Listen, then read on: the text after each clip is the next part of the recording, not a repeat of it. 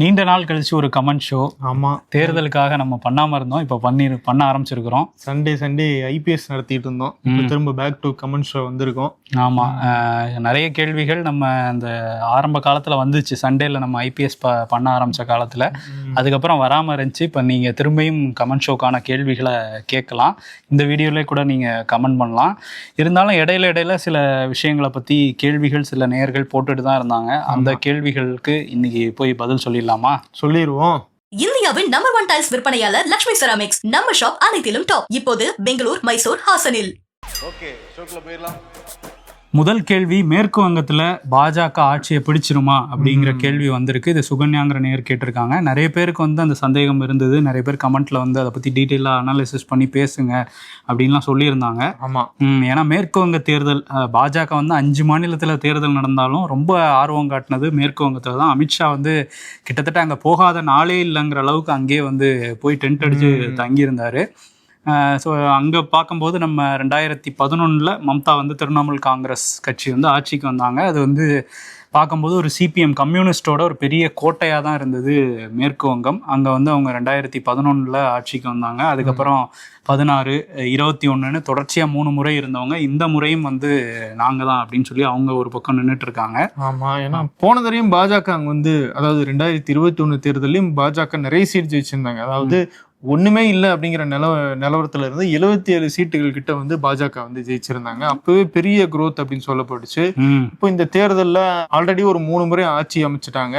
4வது முறை anti incumbency அதிகமாக இருக்கும். அதனால பிஜேபிக்கு அதிக வாய்ப்பு இருக்கு அப்படிங்கிறதா நிறைய சொல்றாங்க இல்லையா? அது என்ன நிலவரமா இருக்கு? ஆனா என்னன்னா, நீங்க சொன்ன மாதிரி அவங்க 2011 0, அதுக்கப்புறம் ஒரு 3 சீட்டு தான் ஜெயிச்சாங்க 16ல். 2021 77 அப்படிங்கிறது வந்துச்சு. அதுவுமே என்னன்னா, மம்தாவோட ரொம்ப க்ளோஸ் எய்ட்ஸாக இருந்தவங்கள அந்த பக்கம் கூட்டிட்டு போயிட்டு அவங்க அங்கே ஜெயிச்சாங்க. குறிப்பாக சுவேந்து அதிகாரி, அவர் மம்தா கூடே எல்லா இடத்துக்கும் ஒரு ரைட் ஹேண்ட் மாதிரி போயிட்டு இருந்தாரு. அவரோட அவங்க ரைட் ஹேண்ட் அப்படியே தூக்கி அவங்க வச்சுக்கிட்டாங்க பிஜேபி. சுவேந்து அதிகாரி தான் இங்கே இப்போ அவர் முதல்வர் வேட்பாளராகவே இருக்காரு பிஜேபிக்கு. உங்க கட்சியில ஒரு சொந்த ஆள் கூட இல்லை, என் கட்சியில இருந்து உங்களை தூக்கிட்டு போய் தான் நீங்க அங்க முதல்வர் வேட்பாளரே போடுறீங்களாங்கிற ரேஞ்சுக்கு மம்தா பிரச்சாரம் பண்ணிருக்காங்க. 2021 மம்தாவு நந்திகிராம் தொகுதியில நான் சுவேந்து அதிகாரியை எதிர்த்து நிக்கிறேன்னு அங்க போனாங்க. ஆனால் என்னன்னா தோத்துட்டாங்க. அவங்க மட்டும் தோத்தாங்க. ஆனால் 200க்கும் அதிகமான இடங்கள்ல ஒரு இமாலய வெற்றியை தான் அங்கே மம்தா பானர்ஜி ஜெயிச்சிருந்தாங்க, திரிணாமுல் காங்கிரஸ். ஸோ என்னன்னா, அங்கே பார்க்கும்போது அங்கே பெரிய போட்டியே இல்லை. ஏன்னா கம்யூனிஸ்ட் ஒரு மாதிரி அங்கே பேஸ் இல்லாத அளவுக்கு போயிட்டாங்க. அங்கங்கே தான் இருக்கிறாங்க. ஒரு வாழ்ந்துகிட்ட குடும்பமே ஆயிட்டாங்க. காங்கிரஸும் அப்படிதான். அங்கே அவங்களுக்கும் ஒன்றும் பெருசா ஒரு செல்ஃப் எடுக்காத மாதிரி தான் அங்கே போயிட்டு களத்துல இருக்காங்க. ஆனால் சீட்டா மாறல. அங்கே அந்த நிலைமையில இருக்கு அந்த ரெண்டு கட்சியுமே. அதனால ஒரு போட்டி இல்லாத சூழல்ல பிஜேபி அங்கே போனதுனால ஒரு வளர்ச்சி அவங்களுக்கு கிடைச்சிருக்கு. குறிப்பா பார்க்கும்போது நீங்க சொன்ன மாதிரி ஒரு ஆன்டி இன்கம்பன்சிங்கிறது பெரிய அளவுல இருக்கு. நம்ம அந்த ஆர்ஜிகர் மருத்துவமனையில் நடந்த அந்த மருத்துவரோட கொலையை பார்க்குறோம். பாலியல் வன்கொடுமை செய்யப்பட்டு அதில் நிறைய மர்மங்களும் இருந்தது. அதே மாதிரி மோனோஜித் மிஸ்ரா அப்படிங்கிற ஒரு வழக்கறிஞர் அப்படிங்கிற போர்வையில் ஒரு லா காலேஜில் திரிணாமுல் காங்கிரஸ் ஆதரவோடு இருந்த ஒரு நபர் அங்கே உள்ள பெண்களுக்கு பாலியல் தொல்லை கொடுத்த விவகாரமும் அதுக்கப்புறம் அவங்களுக்கு ஒரு பெரிய தலைவலியாக மாறிச்சு மம்தாக்கு. இப்படி சட்டம் ஒழுங்கு பிரச்சனை, அங்கங்கே வன்முறை வெடிக்கிறது, ஏதாவது ஒரு கலவரம் நடக்கிறது, இப்படிங்கிற மாதிரியே போயிட்டு இருந்தது. இது எல்லாத்துக்கு காரணமுமே பிஜேபி தான். இங்கே ஆட்சியை பிடிக்கணும்னு, எங்கள் ஆட்சி கெட்ட பேர் வரணும்னு சொல்லிட்டு அவங்க பண்ணுறாங்க அப்படின்னு மம்தா ஒரு பிரச்சாரம் பண்ணால் கூட ஒரு அதிருப்தி அவங்க மேலே இருந்துக்கிட்டே இருக்குது. இதில் அவங்களுக்கு பாசிட்டிவாக இருக்கிற ஒரு விஷயம் என்ன அப்படின்னா, இந்த அதிருப்தியை தாண்டி அவங்க ஒரே ஒரு ஃபேஸ் தான் அங்கே ஒரு லீடராக ஏற்றுக்கிற ஃபேஸ் அப்படின்னா அது மம்தாவை மட்டும்தான் அங்கே ஒட்டுமொத்தமாக எல்லா பகுதிகள்லையும் ஏற்றுக்கிறாங்க அப்படிங்கிற சூழல் இருக்குது. ஏன்னா சுவேந்து அதிகாரியை ஒரு லீடரா மாநிலம் முழுக்க ஏத்துக்குவாங்களான்னா ஏத்துக்க மாட்டாங்க. மோடியும் அமித்ஷாவும் அப்பப்போ வந்துட்டு போறாங்க. அவங்கள எப்படி ஃப்ரேம் பண்ணிட்டாங்க அப்படின்னா, அவங்களாம் அவுட் சைடர்ஸ், குஜராத்திஸ் இங்கே வந்துட்டு போறாங்க. அவங்களுக்கும் மேற்கு வங்கத்துக்கும் எந்த சம்பந்தமும் கிடையாது, நம்ம மொழி, கலாச்சாரம், உணவு எல்லாத்தையுமே அவங்க மாத்திடுவாங்க அப்படின்னு ஒரு பிரச்சாரம் பண்றாங்க. அது மக்கள்கிட்ட ஓரளவு எடுபடுது அப்படின்னு தான் அங்கே அரசியல் விமர்சகர்கள் சொல்றாங்க. ஏன்னா வந்து உணவு நம்ம கூட ஷோலெல்லாம் பேசியிருந்தோம், அங்கே வந்து நான்வெஜ் சாப்பிட விடாமல் பண்ணிடுவாங்க, மீன் குறிப்பா மீன். ஆமா மீன் சாப்பிட விடாமல் பண்ணிடுவீங்களா, உங்களுக்கு நாங்கள் ஓட்டு போடணுமாங்கிற ரேஞ்சுக்கு மக்கள் கொந்தளிச்சோன்னா பாஜக தலைவர்களே போய் மீன்லாம் சாப்பிட்டாங்க. மீன் எடுத்துட்டுலாம் பிரச்சாரத்துக்கு மீன் கையில பிடிச்சிக்கிட்டே போய் மீன் விற்க வராங்களா இல்லை பிரச்சாரம் பண்ண வராங்களாங்கிற ரேஞ்சுக்கு போய்கிட்டு இருந்தாங்க. ஸோ இதெல்லாம் வந்து மம்தாக்கு வந்து பாசிட்டிவாக இருக்குது. அதாவது ஒன்லி ஒன் லீடர் அப்படிங்கிற மாதிரி அவங்க வந்து கொண்டு போகிறாங்க. நான் வந்து ஒரு விக்டிம் கார்டும் வந்து ப்ளே பண்ணிக்கிறாங்க. என்னன்னா, நான் வந்து ஒரு பெண்ணாக வந்து நான் டெல்லியை எதிர்த்து சண்டை போடுறேன், அவங்க இடி ஐடி எல்லாத்தையும் வச்சு நம்ம வேட்பாளர்கள், ஏன்னா வேட்பாளர்கள் அறிவிச்சதுக்கப்புறம் கூட நிறைய பேருக்கு சம்மன் அனுப்பியிருந்தாங்க இடியிலேருந்து ஐடியிலேருந்து. ஸோ இந்த மாதிரிலாம் வந்து நம்மளை முடக்க பார்க்குறாங்க மோடியும் அமித்ஷாவும் அப்படின்னு சொன்னோன்னா, ஸோ ஓகே, ஒரு வெஸ்ட் பெங்கால் வந்து கிட்டத்தட்ட அங்கே எப்படின்னா ஒரு மொழி உணர்வு வந்து ரொம்ப அதிகமாக இருக்கும். ஒரு ஒரு எல்லாமே அவங்களுக்கு வந்து தங்களோட கலாச்சாரம், லிட்ரேச்சர் இதுமாரிலாம் ரொம்ப ஒரு பற்று கொண்ட ஒரு மக்களாக இருப்பாங்க. ஸோ நம்மளை டார்கெட் பண்ணுறாங்க டெல்லி அப்படிங்கிற ஒரு ஃபீலை வந்து அவங்க கொண்டு போயிட்டு இருக்கிறாங்க மம்தா. ஸோ சென்டிமெண்ட்டாகவும் சில காய்கள் நகர்த்துறாங்க. இது எல்லாமே அவங்களுக்கு பாசிட்டிவாக இருக்குது. எஸ்ஐஆர் தான் அவங்களுக்கு வந்து ஒரு புரியாத புதிராக இருக்குது. ஏன்னா வந்து மம்தாவே கோட்டு மாட்டிட்டு நேரடியாக கோர்ட்டுக்கு போகிற ரேஞ்சுக்கு வந்து அங்கே பெரிய பிரச்சனையாக இருக்குது.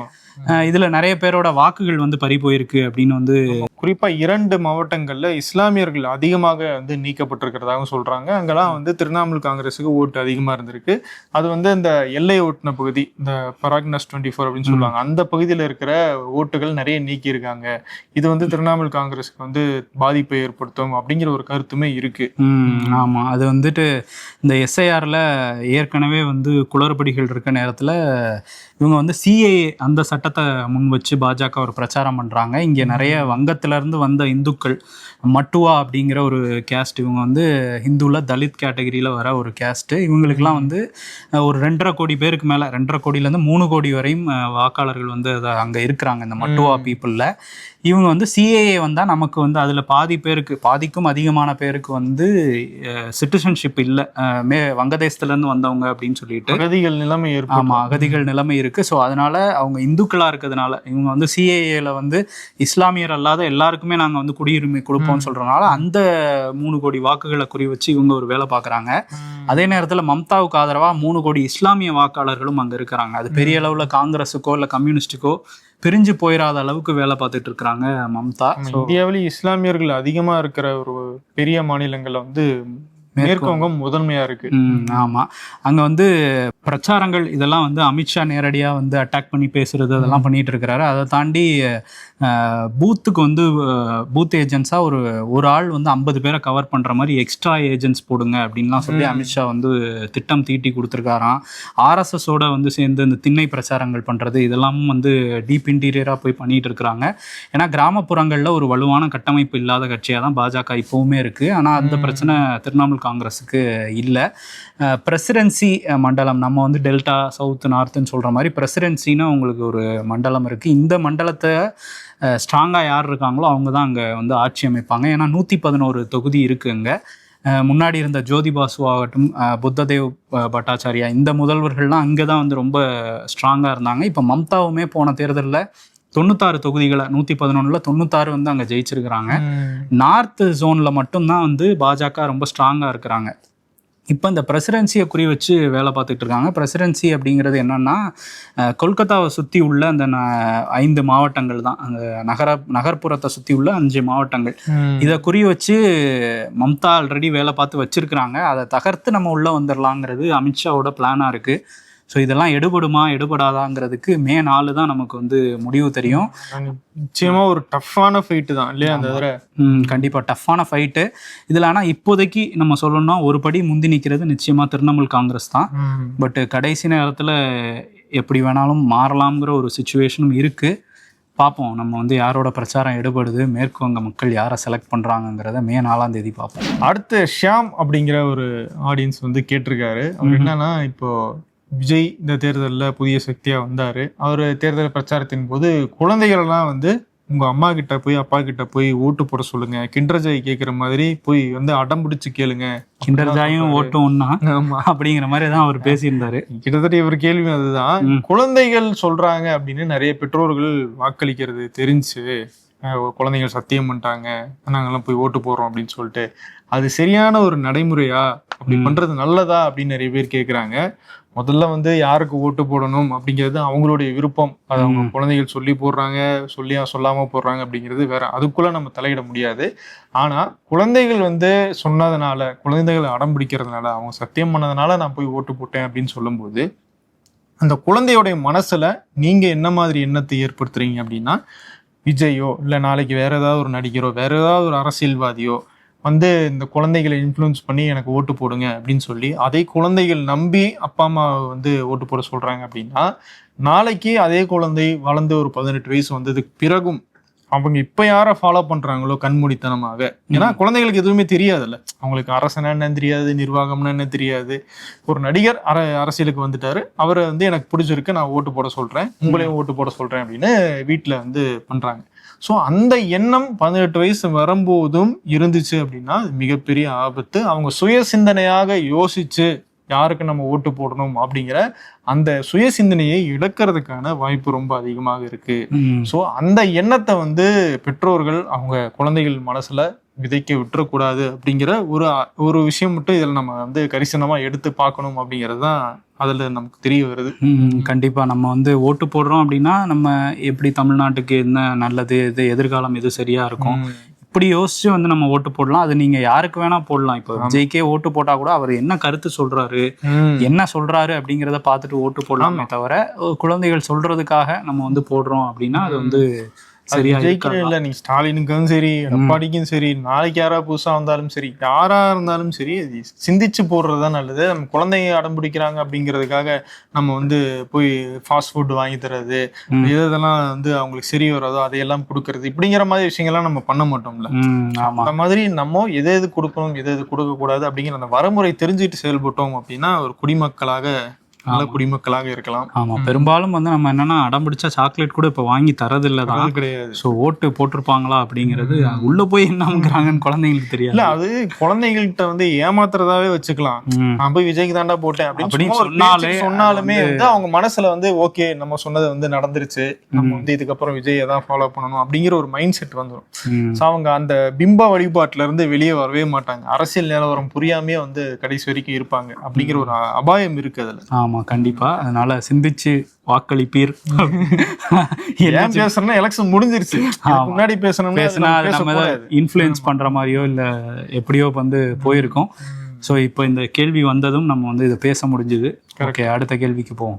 ராஜேஷ்ங்கிற நேர் வந்து ஆம் ஆத்மி நீ என்ன ஆகும் அப்படின்னு வந்து கேட்டிருக்காரு. ஏன்னா ஒரு பரிதாப நிலையில தான் ஆம் ஆத்மி வந்து இருக்குது. நம்ம ஷோலெல்லாம் கூட பேசியிருந்தோம். ஏன்னா 7 எம்பிக்கள், 10 ராஜ்யசபா எம்பியில் 7 எம்பிக்கள் வந்து அங்கே பிஜேபி பக்கம் போயிட்டாங்க. ஸோ அந்த கட்சியுமே ரொம்ப சைலண்ட்டாக என்ன ஆச்சு, டெல்லியில் தோத்ததுக்கப்புறம் அவங்களுக்கு என்ன தான் ஆச்சுங்கிற மாதிரி தான் ரொம்ப அமைதியாக தான் இருந்தாங்க. ஸோ ஆம் ஆத்மி அப்படின்னு சொல்லும்போது நம்ம ஃபஸ்ட்டு அவங்களோட வரலாறை எடுத்து பார்த்தோன்னா இந்திய அரசியல் வரலாற்றுலேயே அவங்களுக்கு ஒரு முக்கியமான இடம் இருக்குது. என்ன அப்படின்னா 2012 நவம்பர்னு நினைக்கிறேன், அப்போ தான் கட்சி ஆரம்பித்தார் அரவிந்த் கெஜ்ரிவால் இந்த ஆம் ஆத்மிங்கிற கட்சியை. சில மாதங்கள்லேயே 2013 நடந்த எலெக்ஷன்லேயே வந்து 2வது பெரிய கட்சி அப்படிங்கிற அந்தஸ்து வந்து ஆம் ஆத்மிக்கு கிடைச்சது மட்டும் இல்லாமல் பிஜேபி அதோட அதிகமாக ஜெயிச்சிருந்தாலும் யாருக்கும் மெஜாரிட்டி கிடைக்கல. அதனால வெளியில இருந்து ஆதரவு கொடுத்தாங்க காங்கிரஸ். சில வாரங்கள்லேயே காங்கிரஸோட சண்டை போட்டுட்டு அவர் வந்து நான் வந்து ஆட்சியை வெளியே வந்துக்கிறேன்னு சொல்லிட்டு அங்கே கொஞ்ச நாள் குடியரசுத் தலைவர் ஆட்சியெலாம் இருந்தது. அடுத்து வந்த தேர்தலில் ஒரு அமோக வெற்றி, கிட்டத்தட்ட 70 தொகுதிகளில் 67 ஆம் ஆத்மி தான் வந்து ஜெயிச்சிருந்தாங்க. அதுக்கு அடுத்து 2020 அவருக்கு வந்து ஒரு அமோக வெற்றி தான் அங்கே கிடைச்சிது. டெல்லியில் ஒரு அசைக்க முடியாத சக்தியாக ஆம் ஆத்மி வந்து மாறுச்சு. அந்த தாக்கம் வந்து பக்கத்து மாநிலமான பஞ்சாப், அங்கே வந்து 2022 அவங்க வந்து வெற்றி பெற்று அங்கேயும் ஆட்சி அமைச்சாங்க. இது இங்கேயுமே வந்து காங்கிரஸை தான் வந்து வீழ்த்தியிருந்தாங்க டெல்லியிலையுமே. ஏன்னா அதுக்கு முன்னாடி அவங்க வர்றதுக்கு முன்னாடி காங்கிரஸ் அரசாங்கம் தான் இருந்தது. பஞ்சாப்லையும் காங்கிரஸை தான் காலி பண்ணியிருந்தாங்க. இல்லை, அது அண்ணா ஹசாரே வந்தப்போ அது ஒரு திட்டமிட்டு சொல்லப்பட்டுச்சுல, காங்கிரஸை வந்து ஊழல் அப்படிங்கிற ஒரு விஷயத்த வச்சு மாற்று அரசியல்ன்ற பேர்ல வந்து காங்கிரஸ் முடிக்கிறதுக்காகவே வந்தாங்க அப்படிங்கிற ஒரு பேச்செல்லாம் இருந்துச்சு. ஆமா, ஏன்னா இந்த ஆம் ஆத்மியோட ஃபவுண்டிங் மெம்பர் பிரசாந்த் பூஷன் இப்போ வந்து அவர் வந்து கட்சியில இல்லை. பட் அவரே சொல்லியிருந்தார் ஒரு பேட்டியில வந்து, ஆமா இந்த RSS ஃபண்டிங்ல தான் இந்த இதுவே நடந்தது, அண்ணா ஹசாரே ஊழல் எதிர்ப்பு இயக்கம்ங்கிறதே வந்து காங்கிரஸுக்கு எதிராக திட்டமிட்டு நடத்தப்பட்டதுலாம் அவர் சொல்லியிருக்காரு. ஸோ வெளிப்படையாகவே இது அரவிந்த் கெஜ்ரிவாலுக்கும் தெரியும்லாம் பேசியிருந்தாரு. ஸோ ராகுல் காந்தி இதெல்லாம் வச்சு அவரை எப்படி விமர்சிச்சிருந்தாருன்னா, அவர் பிஜேபியோட பி டீம், ஆர்எஸ்எஸோட குழந்தை அப்படின்லாம் காங்கிரஸ்காரங்க வந்து ஆம் ஆத்மியை சொல்லிட்டு இருந்தாங்க. ஆனா இருந்தாலும் அவர் எல்லாரையுமே சொல்றாருப்பா, கம்யூனிஸ்டுகளும் சொல்றாரு, இன்னும் திமுக மட்டும் தான் சொல்லல, அடுத்த தேர்தலில் சொல்லிடுவார் போல இருக்கு. ஆமா, அதான் வந்து இது எல்லாருமே இங்கேயுமே நம்ம பாக்குறோம், யாரு புதுசா வந்தாலுமே அவங்க பிஜேபியோட பி டீம்னா திமுகவுமே காயின் பண்றாங்க. பிஜேபியோட பி டீம்னா அவ்வளவு அசிங்கமா நினைக்கிறாங்க. அதுதான் இதுல நம்ம பார்க்க வேண்டிய ஒரே விஷயம் என்னன்னா, எல்லா கட்சியும் ஒருத்தங்களை பிடிக்கலன்னா பிஜேபியோட பி டீம்னு சொல்றாங்கன்னா பிஜேபி என்னன்னு பாக்குறாங்க. அந்த அளவுக்கு பிஜேபி அசிங்கப்படுத்திக்கிட்டு இருக்காங்க இங்க உள்ள சில அரசியல் தலைவர்கள். சரி, ஓகே, அது வேற கதை. திரும்ப இந்த கதைக்கு பிஜேபி ப்ரௌடா எடுத்துக்கிறாங்க நம்மளுடைய பி டீம். ஆமா, எத்தனை பி டீம் தான் தெரியல அவங்களுக்கு. சரி, ஓகே, அதுல வந்து அவங்க வந்து பிஜேபியோட பி டீம்னு ராகுல் காந்தி சொன்னாரு. அதுக்கப்புறம் வந்து காங்கிரஸுக்கு மாற்று நாங்க தான் கெஜ்ரிவால் சொன்னாங்க. இப்படி பயங்கர சண்டையெல்லாம் போயிட்டு இருக்கும்போது கட்சி கொஞ்சம் கொஞ்சமா ஒரு மாதிரி இந்த வழக்குகள்னால ஒரு பலவீனமாக தொடங்குச்சு. அந்த சமயத்துல இந்தியா கூட்டணிக்கு வந்தாரு யாரு, அரவிந்த் கெஜ்ரிவால். இன்னும் சொல்ல போனோம்னா கூட்டணிலாம் வச்சு 2024 டெல்லியில வந்து போட்டிட்டாங்க. அதுல அந்த டெல்லியில அவங்க போட்டிட்ட ஆம் ஆத்மி தான் ஒரு தொகுதியில போட்டிக்கிட்டுனா, அந்த தொகுதியில போய் விளக்கமாறு சின்னத்துக்கு, அந்த தொடப்ப சின்னத்துக்கு வந்து ஓட்டு போட்டாங்க காந்தி, ராகுல் காந்தியோட ஃபேமிலி எல்லாருமே, பிரியங்கா காந்தி. ஏன்னா அவங்க தொகுதியில கூட்டணி வச்சிருந்தது ஆம் ஆத்மிக்கு தான் போயிருந்தது அந்த சீட்டு. அதுல ஓட்டெல்லாம் போடுற அளவுக்கு ரெண்டு பேரும் ஒண்ணுக்குள்ள ஒண்ணு ஆனாங்க. பட் அடுத்து வந்த சட்டமன்ற தேர்தலில் ரெண்டு பேரும் தனித்தனியா பிரிஞ்சாங்க, சண்டை போட்டுக்கிட்டாங்க. கடைசியில பார்த்தா அரவிந்த் கெஜ்ரிவால் முதல்வர் பதவியே இல்லாமல் போயிட்டாரு. ஏன்னா வந்து அவர் அந்த டெல்லி மதுபான கொள்கை வழக்குல ஊழல் நடந்திருக்குன்னு பாஜகக்காரங்க சொன்னாங்க. இடி ரைட் நடத்தி கேஸ் எல்லாம் போட்டு அவரை வந்து கிட்டத்தட்ட 4-5 வருஷம் அந்த வழக்கெல்லாம் நடத்தி அவருமே சில தேர்தல் நெருங்கும் போது ஜெயிலில் தான் இருந்தாரு.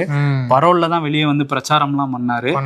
அவரே முதலமைச்சர் மணிஷ் சிசோடியா அவருமே வந்து அந்த வழக்குல வந்து கைது செய்யப்பட்டிருந்தாரு, சிபிஐல கைது செய்யப்பட்டிருந்தாரு. அவர் நீண்ட காலம் சிறையில இருந்தாரு. சில எம்பிக்கள் வந்து கைது செய்யப்பட்டிருந்தாங்க. ஸோ கட்சியில யார் யார் முக்கிய முகமோ அவங்களெல்லாம் தூக்கி ஜெயிலில் வச்சிருந்தாங்க இந்த இடி போட்ட வழக்குல. அங்க வெளியே வந்தவர் கெஜ்ரிவால் என்ன சொன்னாரு அப்படின்னா, நான் வந்து அதிஷியை வந்து முதல்வர் ஆக்குறேன், என்னை வந்து மக்களே திரும்ப இந்த முதலமைச்சர் இதுல உட்கார வச்சு நியாயமானவர்னு நிரூபிப்பீங்க, மக்கள் மேல நம்பிக்கை இருக்கு அப்படின்லாம் சொல்லியிருந்தாரு. பட் அவர் தோத்ததுக்கு அப்புறம் பிஜேபி மக்களே சொல்லிட்டாங்க நீங்க ஊழல்வாதிதான் சொன்னோன்னா அவர் என்ன ஆனார்னே தெரில. ஒரு ஆக்கப்பூர்வமான எதிர்கட்சியா செயல்படுவோன்னு ஒரு ட்வீட் போட்டாரு. அவரே எம்எல்ஏ ஆக முடியல.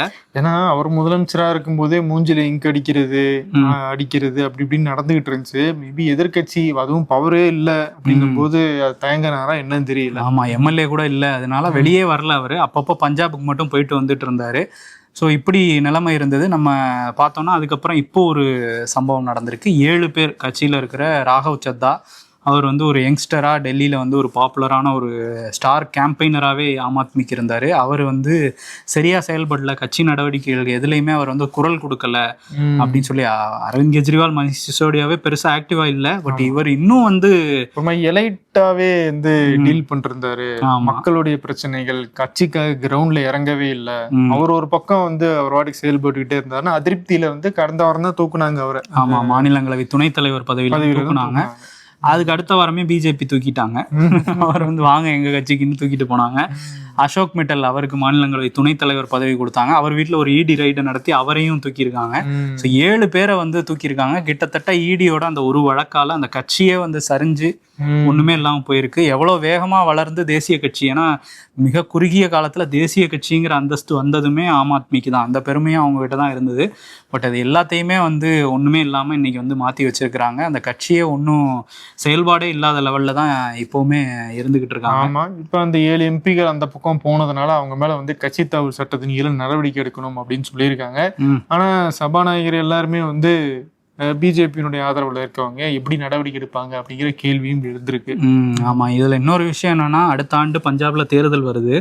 பஞ்சாப்ல முக்கியமா இருக்கிற ஒரு ஃபேஸ் வேல்யூ இருக்கிற இளைஞர்கள் மத்தியில ஒரு செல்வாக்கு இருக்கிற ஹர்பஜன் சிங் அவருமே வந்து பாஜக பக்கம் போறதா சொல்லியிருக்காங்க. அதே மாதிரி சந்தீப் பத்தக் அவர் வந்து ஒரு ஸ்ட்ராட்டஜிஸ்டா பஞ்சாப் தேர்தலில் வேலை பார்த்துட்டு இருந்தார். இப்போ அவரை வந்து தூக்கிட்டாங்க. அசோக் மிட்டல் ஒரு முக்கியமான ஃபண்டிங் கொடுக்குற ஒரு தொழிலதிபர், அவரும் பஞ்சாபை சேர்ந்தவர், அவரையுமே இப்போ பிஜேபி பக்கம் தூக்கிட்டாங்கும் போது பஞ்சாப்ல ஏற்கனவே சட்டம் ஒழுங்கு சரியில்லை, போதைப் பொருள் வந்து ரொம்ப அதிகமாக இருக்குது. இது எல்லாமே ஆம் ஆத்மி அரசுக்கு ஒரு பெரிய அதிருப்தியை ஏற்படுத்தியிருக்கு. அந்த நேரத்தில் இந்த மாதிரி முக்கியமான ஆட்களை வேற தூக்கிட்டாங்கிறதுனால டெல்லி போன மாதிரியே பஞ்சாபும் போயிடுங்கிற ஒரு சூழல் வந்து இருக்குது. ஏன்னா வந்து பஞ்சாப்ல ஜெயிக்கும் போது டெல்லியில ஒரு முதலமைச்சரா இருந்தாரு அரவிந்த் கெஜ்ரிவால். அது ஒரு பெரிய பிளஸ் பாயிண்டா இருந்துச்சு. இங்க நல்லா ஆட்சி கொடுக்குறோம், அங்கேயும் கொடுப்போம் அப்படின்னு பிரச்சாரம் எல்லாம் பண்ணாங்க. இங்கேயும் பவர் இல்ல, கெஜ்ரிவால் ஒரு எம்எல்ஏ கூட இல்லை அப்படின்னும் போது அவருடைய செல்வாக்கு எவ்வளவு தூரம் எடுபடும் அப்படிங்கிற கேள்வி எல்லாம் எழுதிருக்கு. ஏன்னா நம்ம பொதுவாகவே அந்த அரசியல் கட்சி ஆம் ஆத்மியை எடுத்துக்கிட்டோம்னா அவங்களோட பிரதானமான கொள்கை வந்து ஊழல் எதிர்ப்பு மட்டும்தான். அதை தாண்டி வந்து அவர் வந்து இந்த அடிப்படை தேவை, மக்களுக்கு அடிப்படையா தேவைப்படுற கல்வி, மின்சாரம், தண்ணி, இந்த விஷயங்கள்லாம் வந்து இலவச மின்சாரம், தண்ணீர் வந்து இவ்வளோ லிட்டர் வந்து கொடுப்போம், இந்த மாதிரியான விஷயங்கள்லாம் வந்து பேசி அவர் வந்து ஆட்சிக்கு வந்தார். அதே நேரத்தில் இந்த சிஏஏல அவரோட நிலைப்பாடு என்ன அப்படிங்கிறது தெரியல. ஏன்னா டெல்லியிலே கலவரம் நடந்தது, அந்த டைம்லேயே அமைதியாக தான் இருந்தார். இந்தியாவோட பிரதான பிரச்சனைன்னு பார்த்தோம்னா ஏற்றத்தாழ்வு தான், ஒரு சாதி பிரச்சனை, மத பிரச்சனை, இந்த மாதிரியான விஷயங்கள்லாம் அமைதியாகவே தான் இருப்பார் கெஜ்ரிவால்.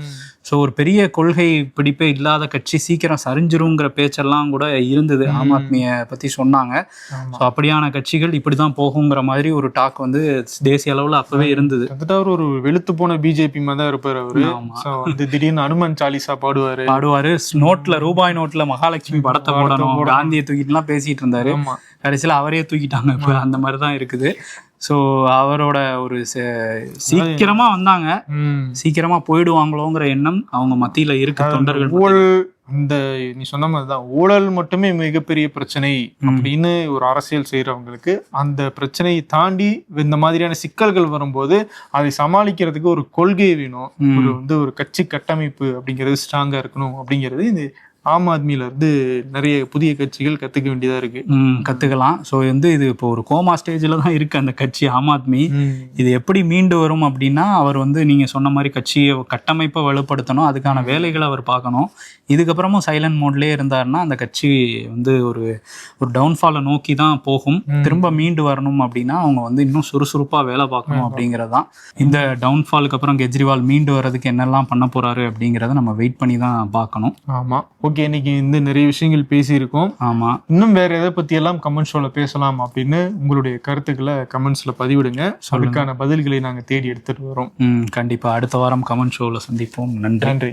29 வருட நம்பிக்கை, 20 லட்சம் திருப்தியான வாடிக்கையாளர்கள். இந்தியாவின் நம்பர் 1 டைல்ஸ் விற்பனையாளர் லக்ஷ்மி செராமிக்ஸ். நம்ம ஷாப் அனைத்திலும் டாப். இப்போது பெங்களூர், மைசூர், ஹாசனில்.